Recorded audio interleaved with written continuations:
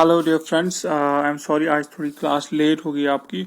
सो हम बात करते हैं, हम क्लाइमेट चेंज का जो टॉपिक है, क्लाइमेट चेंज में हमने ओशन एसिडिफिकेशन देखा, हमने कुछ और चीज़ें देखी। तो अभी हम आज आ जाएंगे ओजोन डिप्लीशन पे। देखिए इसमें काफ़ी सारी केमिस्ट्री और बुक्स पे काफ़ी सारी chemical reactions and all the हुई है। ऑनेस्टली एग्जाम के लिए वो रिएक्शंस इम्पोर्टेंट नहीं है बिल्कुल भी एग्जाम के लिए, लेकिन हाँ कुछ छोटे छोटे नाम इम्पोर्टेंट है। मैंने वैसे जो भी केमिकल रिएक्शंस हैं उनके बारे में थोड़ा थोड़ा आइडिया दिया हुआ है। जो भी बुक्स पे अवेलेबल है वो मैंने सारा डिस्कस किया हुआ है, वो मैंने सारा नोट्स पे लिखा हुआ है, उसको हम डिस्कस करेंगे। बट जब आप प्रिपेयर करेंगे तो कोई ज़रूरत नहीं है, ना यूपीएससी आपको ये रिएक्शंस पूछेगा, ना ही आपको जेकेपीएससी ये रिएक्शंस पूछेगा। तो चलिए हम ओजोन की बात करते हैं। देखिए ओजोन जो है, हम बचपन से सुनते आ रहे हैं कि ozone layer protects us from ultraviolet rays, हम बचपन से ही सुनते आ रहे हैं।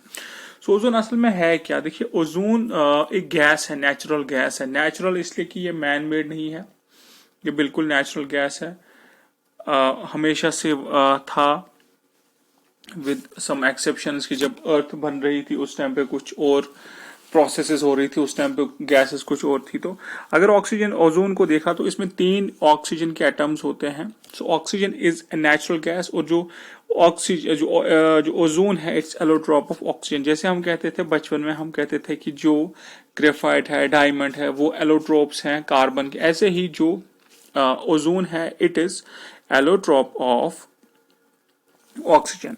तो ऑक्सीजन हमने देखा है, हमने डिस्कस किया है पहले भी, बैड ओजोन और गुड ओजोन। देखिए बैड ओजोन वो होता है जो नीचे वाली लेवल्स पे बनता है, जैसे ट्रोपोस्फेयर पे बनता है। ट्रोपोस्फेयर मतलब सबसे नीचे वाली जो लेवल है एटमॉस्फेयर की, जैसे लेयर्स होते हैं, पहले नीचे ट्रोपोस्फेयर, उसके बाद स्ट्रेटोस्फेयर, उसके बाद मेसोस्फेयर। तो ऐसे जो भी नीचे वाली लेवल्स में होगा, क्योंकि वो फॉर्मेशन ऑफ स्मोक में हेल्प करता है, इसलिए हम उसे बैड ओजोन कहते हैं। लेकिन गुड ओजोन वो वाला ओजोन जो हमें हार्मफुल अल्ट्रा वायलेट रेज से बचाता है, वो स्ट्रेटोस्फेयर में होता है। ठीक है जी। सो गुड ओजोन हमें अल्ट्रा वायलेट रेज से बचाता है। कैसे बचाता है? ये असल में जो O3 होता है, मतलब कि जो ओजोन होता है, ये एब्जॉर्ब करता है अल्ट्रा वायलेट रेज को। एंड ऑल्सो ये क्या करता है कि जब अल्ट्रावायलेट रेज को ऊपर ही इसने एब्जॉर्ब किया, नीचे आने नहीं दिया, अगर ये अल्ट्रावायलेट रे नीचे आ जाती तो ये क्या करती, जो ऑक्सीजन है नीचे वाली लेवल्स पे वो डिस्ट्रॉय हो जाता, उसकी डिसोसिएशन हो जाती। चलिए थोड़ा सा आगे चलते हैं, आगे चल के देखते हैं। अभी हम इसको इम्पोर्टेंट डिस्कशन में क्या है वो तो हमें पहले से ही पता था, ओजोन लेयर हमें प्रोटेक्ट करती है अल्ट्रावायलेट रेज, ये तो बहुत टाइम से बचपन से ही हम पढ़ते आ रहे हैं। हमें देखना है ओजोन डिप्लीशन की, हमने बात करनी है। ठीक है, मैं आपको अगेन बताऊं कि केमिकल रिएक्शंस पे ज्यादा ध्यान नहीं देना, कुछ जहां जहां पे इंपॉर्टेंट होगा, जहां जहां से क्वेश्चन आ सकता है मैं आपको बताऊंगा। प्रोटोकॉल्स हैं इसके, वो हम अलग एक वीडियो बनाएंगे, वीडियो में डिस्कस करेंगे, अलग से हम डिस्कस करेंगे सारे जो भी प्रोटोकॉल्स होंगे, एक जगह पे डिस्कस करेंगे तो आपको आपके लिए इजी होगा याद रखना उन्हें। चलिए हम ओजोन डिप्लेशन की बात करते हैं। देखिए एज सेड कि जो ओजोन है ये एक नेचुरल गैस है। अभी नेचुरल है तो इसका एक फॉर्मेशन का रेट होता होगा एंड इसका एक डिस्ट्रक्शन का भी रेट है। जैसे मैंने यहाँ पे लिखा हुआ है formation of ozone and it is destruction, इनका एक बैलेंस होता था पहले, इनका एक बैलेंस होता था, लेकिन अब ये जो बैलेंस है ये अपसेट हुआ है because of anthropogenic causes, because हम कुछ प्लूटेंट्स ऐसे ऐड कर रहे हैं जो डिस्ट्रक्शन ओजोन का ज्यादा बढ़ा रहे हैं और फॉर्मेशन कम हो रहा है। देखिए जैसे भी हम ओजोन होल की बात कर रहे हैं, ओजोन होल का मतलब ये नहीं कि वहां पे बिल्कुल ही कुछ नहीं है। ओजोन होल का मतलब सिंपल में ये है कि वहां पे थिनिंग हुआ है, जो कॉन्सेंट्रेशन होता था, जो लेंथ होता था या जो कॉन्सेंट्रेशन होता था ओजोन की लेयर का, वो कम हुआ है, काफी ज्यादा कम हुआ है। तो इसलिए हम कहते हैं कि ओजोन में काइंड ऑफ होल बना हुआ। देखिए मैं फिर से बताऊं कि जो डिस्ट्रक्शन है it's faster than formation. Obviously जब डिस्ट्रक्शन ज्यादा हो रहा है, फॉर्मेशन कम हो रहा है, कोई चीज तबाह ज्यादा हो रही है और बन कम रही है, तो उसका मतलब डिक्रीज हो जाएगा कॉन्सेंट्रेशन ऑफ ओजोन। देखिए बेस्ट एग्जाम्पल जैसे एंटार्क्टिक का हम लेते हैं, वहां ये कहते हैं हम कि वहां पे जो पहले था उसका सिर्फ 50% बचा कुचा है। ठीक है जी। अभी हम ये डिस्कस तो कर रहे हैं, लेकिन हमें देखना पड़ेगा कि क्या सोर्सेस हैं, किन चीज़ों की वजह से जो ओजोन लेयर है वो डिप्लीट हो रही है और क्या क्या उसके लिए किया जा रहा है। सो हम सोर्सेस पे आते हैं। तो पहला पहला जो है क्लोरोफ्लोरोकार्बन्स। देखिए नाम से ही आपको पता चलता है क्लोरीन है इसमें, उसके बाद फ्लोरीन है और कार्बन है। ठीक है जी।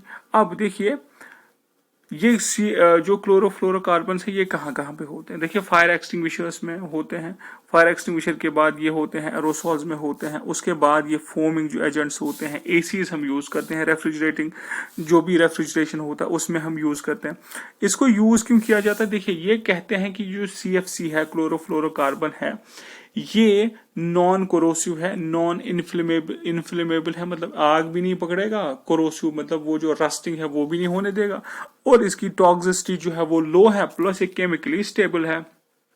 इसलिए जो क्लोरोफ्लोरोकार्बन है ये एक बेस्ट चॉइस हुआ करता था तब जब नहीं पता था दुनिया को कि इसका जो इफेक्ट है वो कितना खतरनाक है।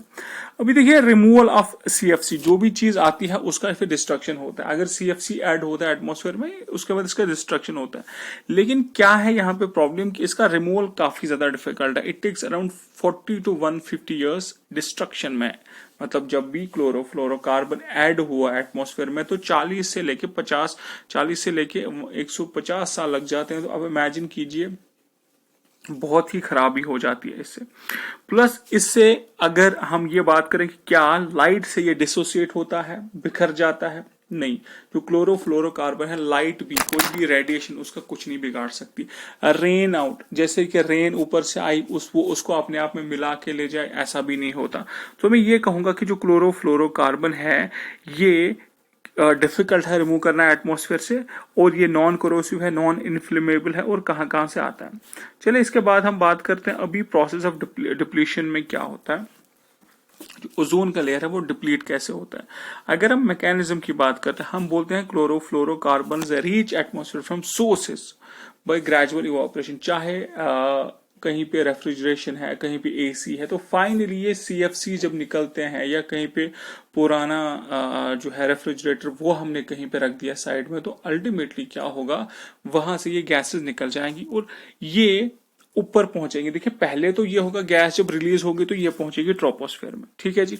लेकिन ट्रोपोस्फेयर में आपको याद रखना है वहां पे ये सर्वाइव कर जाते हैं, मतलब ट्रोपोस्फेयर में जो निचली वाली लेयर है वहां पे ये सर्वाइव कर जाते हैं। लेकिन जब ये स्ट्रेटोस्फेयर में आ जाते हैं, मतलब पहली लेयर ट्रोपोस्फेयर, उसके बाद स्ट्रेटोस्फेयर, ओके, जब ये स्ट्रेटोस्फेयर में आ जाते हैं they get expose to ultraviolet rays. Ultraviolet rays का कहर इन पे आ जाता है। तो अल्ट्रावायलेट रेज की वजह से देखिए क्या हो जाता है, जैसे क्लोरीन प्लस ओजोन जो होता है, क्लोरीन कहां से आया, क्लोरोफ्लोरोकार्बन से आया, ओके। उसके बाद ओजोन, ओजोन तो ऑलरेडी स्ट्रेटोस्फेयर में प्रेजेंट है। इन प्रेजेंस ऑफ अल्ट्रावायलेट रेज क्या हो जाता है, ये क्लोरीन मोनोऑक्साइड बना देता है।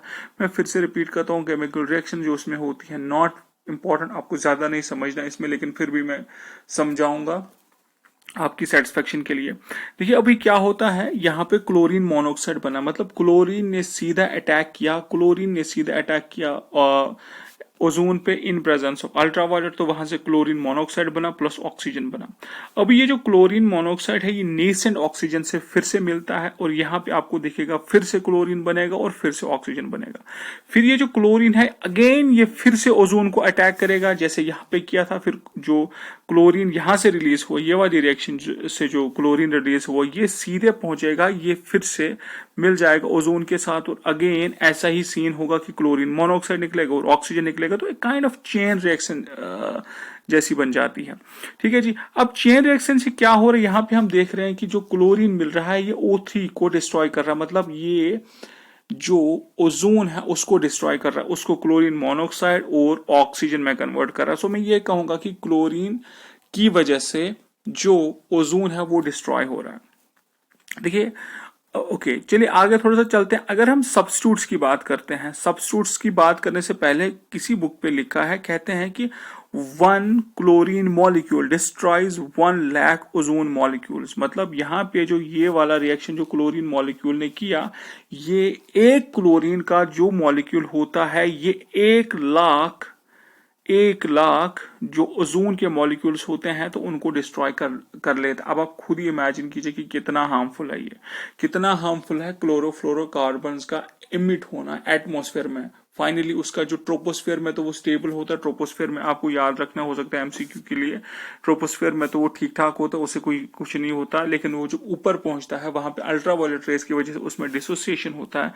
जैसे हमने बोला क्लोरीन, और जो क्लोरीन कहां से आया, क्लोरोफ्लोरोकार्बन से, ओजोन से मिलता है इन प्रेजेंस ऑफ अल्ट्रावायलेट रेज, तो ये क्लोरीन मोनोऑक्साइड बनाता है। क्लोरीन मोनोऑक्साइड नेसेंट ऑक्सीजन से मिलकर फिर से अगेन क्लोरीन और ऑक्सीजन बनाता है। क्लोरीन फिर ओजोन के साथ मिल जाएगा, तो ऐसे ही कंटिन्यूअस चेन रिएक्शन आ जाएगी।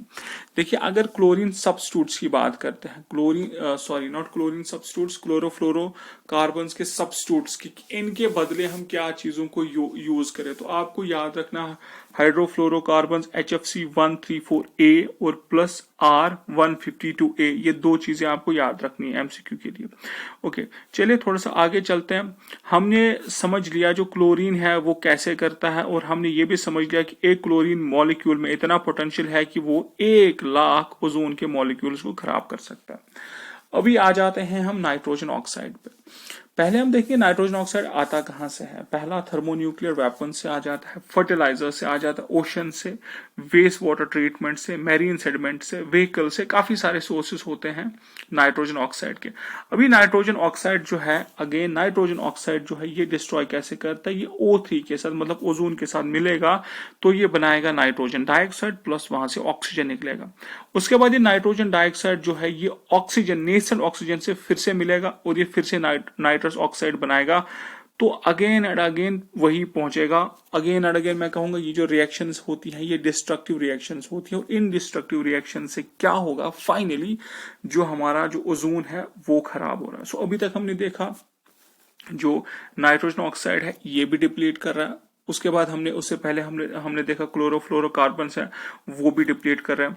उसके बाद आते हैं ब्रोमीन पे। देखिए कुछ काफी सारे मटेरियल्स होते हैं जहां से ब्रोमीन रिलीज होता है। अभी ब्रोमीन एटम जो होता है it destroys 100 times more of ozone molecules than what chlorine atom does. अब आप इमेजिन कीजिए, मैंने आपको बोला था कि जो क्लोरीन का है वो 1 लाख मॉलिक्यूल्स को डिस्ट्रॉय करता है ओजोन के, तो यहाँ पे मैं ये आपसे कह रहा हूं कि जो ब्रोमीन है ये डिस्ट्रॉय करता है 100 टाइम्स ज्यादा, क्लोरीन से ज्यादा इसका इफेक्ट होता है, ये ज्यादा डिस्ट्रक्शन करता है।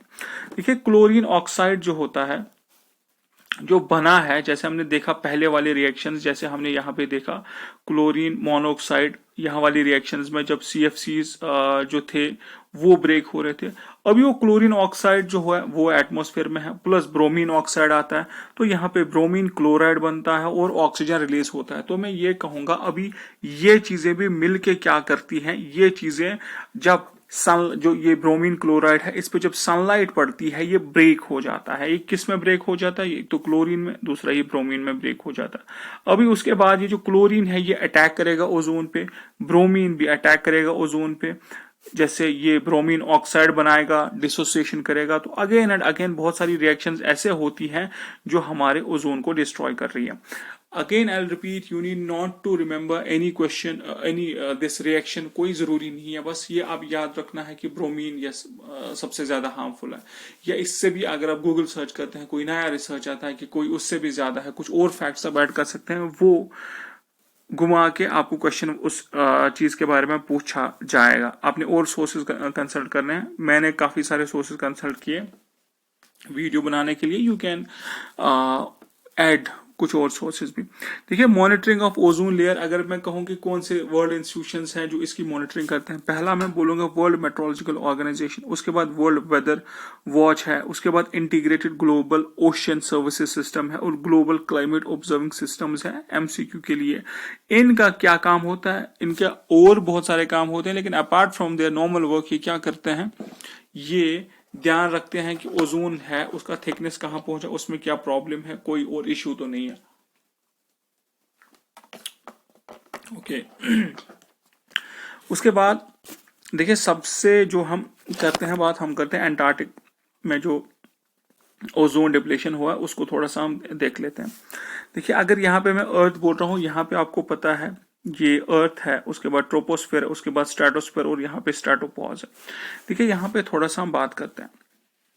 मैं कहता हूं कि जो पोलर स्ट्रेटोस्फेरिक क्लाउड्स हैं, कि पोलर एरियाज में जैसे नॉर्थ पोल साउथ पोल, वहां के जो क्लाउड्स हैं स्ट्रेटोस्फेयर में कौन कौन से होते हैं उनको थोड़ा सा हम देख लेते हैं। ये ज्योग्राफी का है तो मैं आपको अपने हिसाब से बताऊंगा जो यहाँ पे हमारी रिक्वायरमेंट है।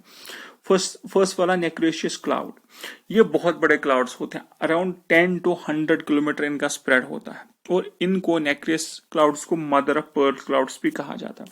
सेकंड टाइप यहाँ पे जो क्लाउड्स होते हैं वो कौन से होते हैं? Second type of clouds content उनमें नाइट्रिक एसिड होता है इंस्टेड ऑफ प्योर वाटर, क्योंकि क्लाउड में प्योर वाटर होना चाहिए लेकिन इसमें होता है नाइट्रिक ऑक्साइड। उसमें कुछ नेचुरल प्रोसेसेस हैं लेकिन बहुत ज्यादा जो है एंथ्रोपोजेनिक कॉजेस हैं इसके पीछे।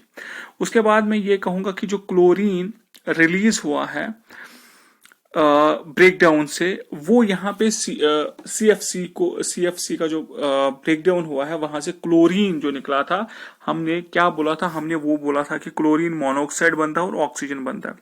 अभी यहाँ पे आपको पता ही है कि ग्रीन हाउस गैसेस में मीथेन भी रिलीज हुआ है। तो यहाँ पे जैसे हम लेते हैं क्लोरीन Cl2, जैसे क्लोरीन यहाँ पे है और उसके साथ मीथेन का भी प्रेजेंस है, तो ये रिएक्ट जब करते हैं इन प्रेजेंस ऑफ अल्ट्रावायलेट रे तो ये बनाते हैं मिथाइल क्लोराइड और HCl बना लेते हैं। ये सारी जो रिएक्शंस होती हैं, ये सारी रिएक्शंस किस लिए होती हैं? इसीलिए होती हैं हमारा जो एटमॉस्फेयर है उसको तबाह करने के लिए। फिर से मैं बताऊंगा आपको क्या होता है। अगेन आई रिपीट की रिएक्शंस नॉट वेरी इंपॉर्टेंट। मैंने कहा यहाँ पे CFC है, chlorofluorocarbon, in presence of ultraviolet rays break हो गया, ये क्लोरीन में ब्रेक हो गया, ये ऑक्सीजन में ब्रेक हो गया। अभी क्लोरीन में ब्रेक हो गया तो क्या होगा कि जब ये क्लोरीन मिलता है, किसके साथ मिलता है? जब ये क्लोरीन जो है ये ओजोन के साथ मिलता है तो क्लोरीन ऑक्साइड बनेगा, प्लस यहाँ पे नाइट्रोजन डाइऑक्साइड भी अवेलेबल होता है। अब ये दोनों क्लोरीन ऑक्साइड और नाइट्रोजन डाइऑक्साइड मिलके ये बनाएंगे chlorine nitrate, ClONO2 chlorine nitrate बनाएंगे। यहाँ पे यही क्लोरीन मीथेन के साथ भी मिलेगा। आगे इसका रिएक्शन जो होगा काफी सारी चीजें बनेगी, लेकिन एक चीज यहां पे बनेगा HCl। तो मैं ये कहूंगा ये जो CFCs का ब्रेकडाउन हुआ स्ट्रेटोस्फेरिक क्लाउड्स में, विदाउट स्ट्रेटोस्फेरिक क्लाउड्स, मतलब अगर स्ट्रेटोस्फेयर के जो क्लाउड्स हैं उनको हम कंसिडर ना करें तो नॉर्मल रिएक्शन ऐसे होती है कि क्लोरीन है, उसके बाद जो क्लोरीन है वो कहां से आया? वो आया क्लोरोफ्लोरोकार्बन्स के ब्रेकडाउन होने से। उसका ब्रेकडाउन जो है वो अल्ट्रावायलेट रेज ने किया। अब यहाँ पे जो क्लोरीन ऑक्साइड है और नाइट्रोजन डाइऑक्साइड है ये मिलके बनाते हैं क्लोरीन नाइट्रेट, और यहाँ पे जो क्लोरीन है उसके साथ मिलता है मीथेन। तो ये काफी सारी चीजें और बनाते हैं, लेकिन रिएक्शन हम नहीं जाएंगे। हमारे काम की चीज यहाँ पे है कि ये हाइड्रोक्लोरिक एसिड बनाते हैं। लेकिन ये दोनों चीजें, क्लोरीन नाइट्रेट जो यहाँ पे बना वो कैसे बना? क्योंकि CFC से जो क्लोरीन ब्रेक हुआ था वो मिला नाइट्रोजन डाइऑक्साइड से जो ऑलरेडी एटमॉस्फेयर में अवेलेबल होता है, और वही क्लोरीन जो है वो मीथेन से मिला, मीथेन के साथ मिला। उन्होंने क्या बनाया? क्लोरीन नाइट्रेट और HCl बनाया। अभी क्या होता है? ये इनएक्टिव फॉर्म में है, ये कोई नुकसान नहीं करते, लेकिन इन केस जब ये पोलर स्ट्रेटोस्फेरिक क्लाउड्स में आता है तो इनका क्या होता है? ये एक्टिवेट हो जाते हैं। क्या क्या एक्टिवेट हो जाते हैं? एक तो क्लोरीन नाइट्रेट एक्टिवेट हो जाता है और HCl एक्टिवेट हो जाता है। ये यहां पे मैंने लिखा भी है activated by polar stratospheric clouds, मतलब पोलर स्ट्रेटोस्फेरिक क्लाउड्स की वजह से ये जो है ये क्या हो जाते हैं? ये एक्टिवेट हो जाते हैं। एक्टिवेट क्यों हो जाते हैं? क्योंकि यहाँ पे इनको एक मीडियम मिलता है, प्लस इनको पानी भी मिलता है। ठीक है जी। अभी क्या होगा? जो क्लोरीन कहाँ से हमें मिला? क्लोरीन हमें मिला वो हाइड्रोक्लोरिक एसिड से भी मिल सकता है। Just a second. ओके, यहाँ पे मैं क्या कह रहा हूँ? मैं कह रहा हूँ जो यहाँ पे हमें मिला था क्लोरीन नाइट्रेट, वो कहाँ से आया था? वो क्लोरोफ्लोरोकार्बन्स का जो ब्रेकडाउन हुआ था वहां से जो क्लोरीन निकला था, क्लोरीन मिला था नाइट्रोजन डाइऑक्साइड से, वहां से हमें मिला क्लोरीन नाइट्रेट, और फिर वही क्लोरीन ने मीथेन के साथ रिएक्ट किया तो हमारे पास आया था हाइड्रोक्लोरिक एसिड। अगेन मैं फिर से रिपीट करूंगा, अगर आपको थोड़ा सा इसको समझने में थोड़ी सी प्रॉब्लम हो रही तो कोई प्रॉब्लम नहीं, आप नहीं समझेंगे तो कोई इशू नहीं है, मेरी गारंटी आपका एक नंबर भी नहीं कटेगा। बट हाँ, अगर आपको समझ आता तो ठीक है, नहीं आता तो बस आप डिप्लेशन के कॉजेज इनको याद रखिए, उसके बाद क्या क्या उससे प्रॉब्लम्स होती है तो जनरल एक आइडिया रख लीजिए। अभी मैंने कहा कि ये पहले क्लोरीन नाइट्रेट जो यहाँ से आया था, और उसके बाद हमने किया था hydrogen chloride, hydrochloric acid sorry, वो इनएक्टिव थे। लेकिन इन presence of polar stratospheric clouds अभी क्या हो रहा है यहाँ पे, ये एक कुछ रिएक्शंस होती हैं। देखिए नाइट्रिक एसिड भी हमने, अगर आपको याद हो, मैंने बोला था पोलर स्ट्रेटोस्फेरिक क्लाउड्स की वजह से एक क्लाउड टाइप होता है जहां पे नाइट्रिक एसिड भी होता है, HNO3 भी होता है। अभी ये जो क्लोरीन के साथ मिलते हैं, अगेन वही रिएक्शंस होती हैं। क्लोरीन ने डैमेज किया ओजोन को, अगेन ये डैमेज करेंगे ओजोन को, तो मतलब ये ओजोन को यहाँ जो पोलर वोटेक्स एक रोल प्ले करता है। पोलर वोटेक्स आपको आई गेस आपने पढ़ा हो, थोड़ा सा कॉम्प्लिकेटेड सा कॉन्सेप्ट है ज्योग्राफी में, तो वो यहाँ पे एक रोल प्ले करता है। आप ऐसा समझ लीजिए वो डाइल्यूशन नहीं होने देता, जो पोल्स पे जो हवा होती है वो उधर ही काइंड ऑफ रुक सी जाती है। सो उसके बाद क्या होता है, ये जो नाइट्रिक एसिड है ये रिएक्शंस हो जाती है। नाइट्रिक एसिड वाला क्लाउड पोलर स्फेरिक क्लाउड्स में होता है, एक टाइप वहां अवेलेबल होता है। वहां से जो क्लोरीन मिलता है, वो क्लोरीन जो निकलता है वो ओजोन को डैमेज करता है। सो मैं ये कहूंगा कि देखिए पोलर स्ट्रेटोस्फेरिक क्लाउड्स में अगर ये स्ट्रेटोस्फेरिक क्लाउड्स ना होते तो ये जो यहाँ से क्लोरीन नाइट्रेट और जो HCl था वो इनएक्टिव फॉर्म में थे। लेकिन पोलर स्ट्रेटोस्फेरिक क्लाउड्स इनको एक्टिवेट करते हैं, और एक्टिवेट करने के बाद अगेन ये डैमेज करते हैं, ओजोन को डैमेज करते हैं। देखिए अंटार्कटिका में यहाँ पे लिखा है polar stratospheric clouds and are at low height, so chlorine gets activated and damages ozone. Antarctic में पोलर स्ट्रेटोस्फेरिक क्लाउड्स जो होते हैं वो लो हाइट पे होते हैं। ज्योग्राफी में आपने देखा होगा क्यों लो हाइट पे होता है। सो क्लोरीन जो होता है वो एक्टिवेट हो जाता है, ये वाला क्लोरीन जैसे ये एक्टिवेट हो जाता है, और जो हमारा ओजोन है वो डैमेज हो जाता है।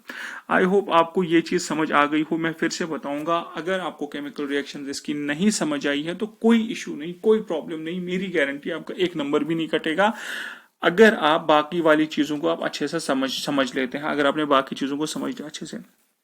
चलिए मेजरमेंट ऑफ ओजोन देखते हैं। देखिए ओजोन का जो थिकनेस है उसे हम मेजर करते हैं डॉप्सन यूनिट्स में, ठीक है जी। डॉप्सन स्पेक्ट्रोफोटोमीटर जो है एंड फिल्टर ओजोनोमीटर जिसे M83 भी कहा जाता है, एंड निम्बस सैटेलाइट जो होता है उसमें निम्बस सैटेलाइट जो होता है उसमें एक सामान कह लीजिए, एक इक्विपमेंट होता है जिसे हम कहते हैं टोटल ओजोन मैपिंग स्पेक्ट्रोमीटर। ये चीजों से ये वाले जो हमने बोले दूसरी लाइन में ये इक्विपमेंट्स हैं। डॉप्सन यूनिट्स तो ये जैसे हम स्टैंडर्ड यूनिट्स की बात कर रहे हैं, इनसे हम मेजर करते हैं ओजोन को।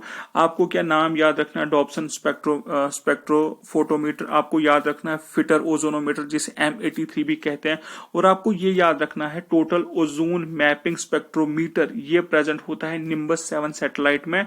इनकी वजह से हम क्या करते हैं, हम थिकनेस माप लेते हैं ओजोन की। ओके, उसके बाद एक टेक्निक होती है जिसे हम कहते हैं Ohm-Herer टेक्निक, जिसे like the UMHEHER Ohm-Herer technique. So it is pronounced, I checked the pronunciation many times, तो ऐसे ही है समथिंग। सो आप इन चीजों को याद रखिए अगर आपसे क्वेश्चन पूछा जाता है Ohm-Herer टेक्निक के बारे में, या आपको डॉप्सन स्पेक्ट्रोफोटोमीटर या फिटर ओजोनोमीटर या ये जो टोटल ओजोन मैपिंग स्पेक्ट्रोमीटर है, तो डायरेक्टली अपने डिटेल में नहीं जाना, बस इतनी चीजें हैं, आपको नाम याद रखने हैं। Okay, so at the conclusion, I would say, I would again repeat that there's absolutely no need of mugging up the chemical reactions if you have failed to understand chemical reactions. तो कोई tension नहीं, कोई tension वाली बात नहीं है, बस आप समझ लीजिए, कॉन्सेप्ट्स को समझ लीजिए, ठीक है।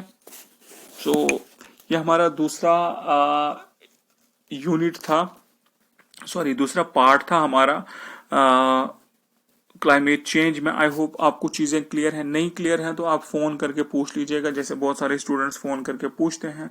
So thank you very much, आप अपना ध्यान रखिए। अस्सलाम वालेकुम, टेक केयर।